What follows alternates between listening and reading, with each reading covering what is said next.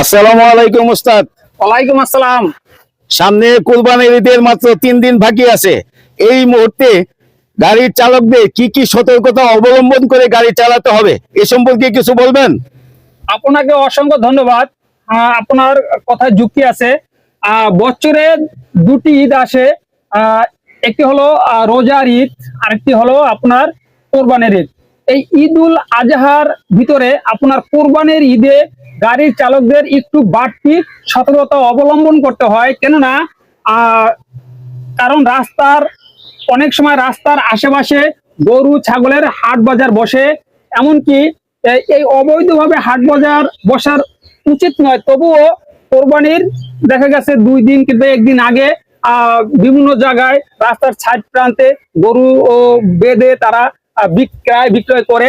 সেই ক্ষেত্রে আমাদের গাড়ির চালকদের যে কর্তব্যগুলো, যে সতর্কতা অবলম্বন করবেন, আমি চালক সাহেবদের উদ্দেশ্যে বলবো, আপনারা গাড়ি চালানোর সময় অবশ্যই এই গরু ছাগলের হাট বাজার এলাকায় গাড়ির গতি একদম কম রাখবেন।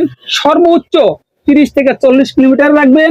এমনকি আরো সতর্কতা অবলম্বন করবেন, এই হাট বাজারের এখানে মানুষের আনাগোনা বেশি থাকে এবং যে কোনো মুহূর্তে একটি গরু আপনার গাড়ির সামনে এসে পড়তে পারে। এবং আপনার যে হর্নটি আছে গাড়ির, সেই হর্নটি উচ্চমাত্রা হর্ন ব্যবহার করবেন না।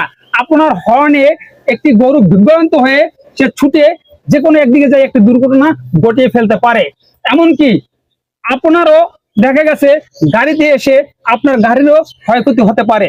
তাই চালক ভাইরা, আপনারা এই কোরবানির সময় গাড়ি চালানোর ক্ষেত্রে এই সতর্কতাটা অবশ্যই অবলম্বন করবেন। এবং যখন কিছু চালক ভাইরা আছেন বা অনেক চালক ভাইরা আছেন শহর থেকে গ্রামগঞ্জের যাত্রী নিয়ে যাচ্ছেন, সেই ক্ষেত্রে গ্রামগঞ্জে আরেকটু সতর্কতা অবলম্বন করতে হবে। কারণ গ্রামগঞ্জের আশেপাশের যে মানুষজন আছে তারা নিরাপদ সড়ক সম্পর্কে তাদের ভালো জানা নেই। তাই এই চিন্তাটা আপনি চালক আপনার মাথায় রাখতে হবে। আপনার এই চিন্তা মাথায় রেখে সতর্কতা অবলম্বন করে গাড়ির গতিকে কমিয়ে তারপরে এবং গাড়ি চালাতে হবে। কারণ আপনি একজন সেবক, আপনার দ্বারা মানুষের সেবা হবে, আপনার দ্বারা মানুষের ক্ষতি হবে সেটা নয়। তাই চালক ভাইরা, আমার এরকমের নিত্য নতুন ভিডিও পেতে অবশ্যই পেজটিকে ফলো দিয়ে পাশে থাকবেন। ধন্যবাদ উস্তাদ আপনাকে। আপনাকে অসংখ্য ধন্যবাদ।